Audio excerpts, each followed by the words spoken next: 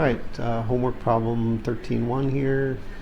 It says air is heated from state 1 to state 2 in an electric heater, which will only raise the temperature, won't change the humidity ratio. You start at 51 degrees or 52 degrees at T1, 60% relative humidity, mass flow rate of 1,500 pounds per hour of air, and ends at a dry bulb temperature of 95 degrees. So the first thing we're trying to find is the specific volume of the air. Let's go to psychrometric chart here. I've got some lines that I placed on top of my chart so I can move them around. So for starters, let's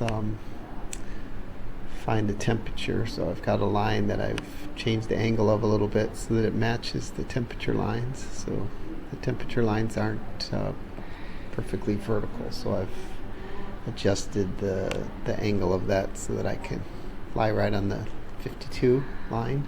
Then I've got a horizontal line that I can find the intersection of that in 60 degrees, and that would be about right there. So there's 60% relative humidity labeled here, and 92 or 52 degrees. The temperature sits on the temperature line, so this is 50, 51, and 52 right there.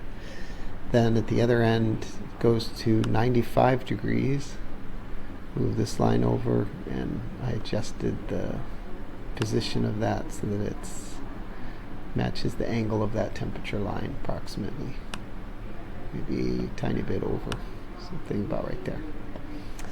And then finally I put a enthalpy line on. Those enthalpy lines are parallel, so if I match it with one of them, so this one I've lined pretty well with 30, so then I can move that over and get that right there through my point. I don't need to draw a line for the specific volume because it looks like almost perfectly it goes through specific volume of 13, and the units for that are shown.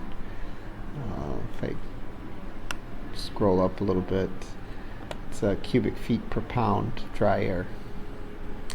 And just about everywhere you can find at least one of the lines labeled. So this is the dashed lines are wet bulb temperature. The enthalpy lines are these lines here. They're BTU per pound of dry air. These lines here are wet bulb lines, which are also these dashed lines, which is labeled here. Specific volume lines labeled here 15, 14.9, 0.8. And then the humidity ratio is over here, pounds moisture per pound of dry air. So if I go back to my problem, I've got a specific volume of 13.0 and a dew point temperature. Let's find that on the graph. So dew point temperature would be the intersection of this humidity ratio line through our point. So here's our point 1 right here. I go straight to the left at constant humidity ratio until I intersect the saturation curve, and I can either read that above here. Here's 40, 39, 38. Looks like about 38 point something. Or I can look at these lines labeled here. Here's 40, 39, 38. So about maybe 38.3, something like that, 38.5. So let's put that in.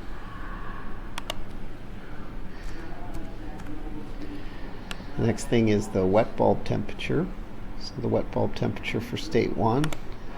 Again, here's state 1. The wet bulb temperature is this dashed line. So if I zoom in a bit, I think I can do that here. And now I get a little better shot of that. So this blue line here is an enthalpy line, but you'll see these dashed lines. This line right here is 45, and the next dashed line is 46. As you can tell here, I'm a little less than halfway between those two dashed lines. So I'm going to say 45.4 or 45.3 maybe.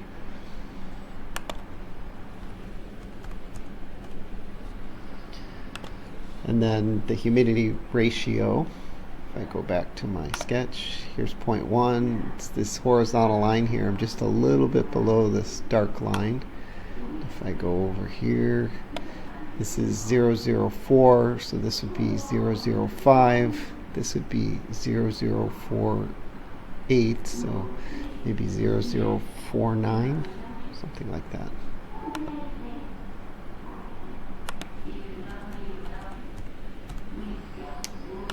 And then the specific enthalpy at state 1. Scroll over here. And I've got my enthalpy line there, and looks like 15, 16, 17. This would be 17.8, pretty close to that. So let's put 17.8. And now we can move on to state 2. State 2, we'll move over here. That was at 95 degrees, which I marked here at the bottom. So this is on 95 degrees. It's the same humidity ratio line as state 1. Let's zoom out a little bit so we can see that. So here's state 1 and a constant humidity ratio line here. So state 2 is the intersection of 0.0048 and 49 and 95 degrees. So I can move my humidity line now, get it to go right through that point. And that's pretty close there. Let's zoom in a bit and see how we're doing.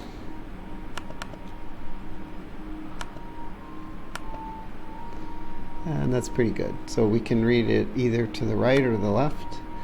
I'm going to go over to the right here. It looks like here's 30, 29, 28, about 28.2. If I did it right, I should get the same value at the other end, which is 26, 27, 28, 28.2, just a little bit above that. So put 28.2. Alright, then finally the electric power. Power is equal to the current times the voltage.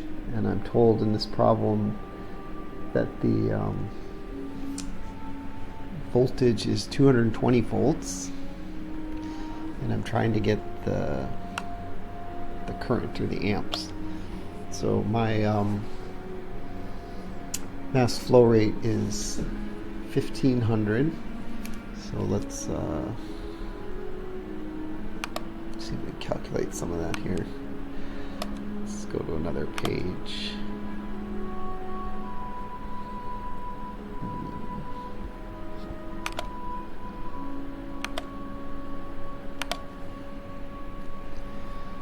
And I've got that Q, which will be my power, Q dot, but equals M dot. I'm not going to worry about putting the dots on here in Word. Then times H2 minus H1. And I've got my mass flow rate is 1500 pounds air per hour. Then times H2 I found to be 28.2. And H1 17.8, and those are units of BTU per pound, and this is all per pound of air. The enthalpy that I'm finding is BTU for the total mass, but then I divided by on the chart by pounds of air only. So when I want to get back the total energy, I just multiply by the pounds of air. And I've got the pounds of air will cancel, and I'll have BTU per hour. So if I take, well, let's convert it also, because I want not in BTU per hour, but well, I'll leave it that way. So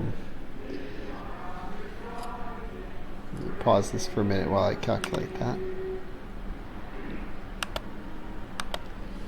Okay, I've calculated my total Q here, 1500 times 28.1 minus 17.8, which gives me 15,600 BTU per hour. Then I multiply that times 0.293 watts per BTU per hour, gives me 4,570 watts. Multiply it by 1 kilowatt over 1,000 watts, gives me 4.571 kilowatts. So I can put that in, 4.571. And then finally the current and the power, or Q, equals I times V.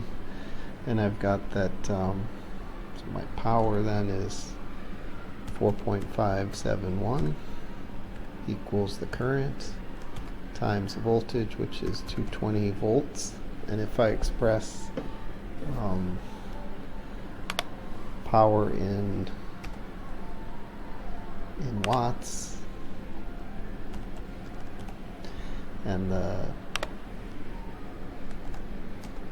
potential in voltage, then I will get the current in amps. So then the current in amps just equals 4571 divided by 220.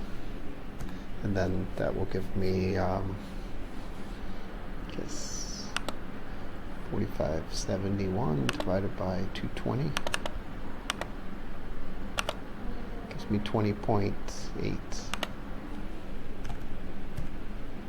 or 77 amps. And I can go back to here and 20.77. And if I check my answers,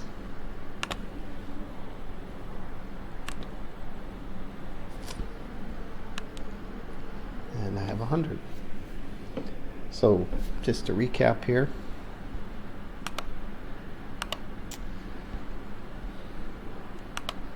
what I've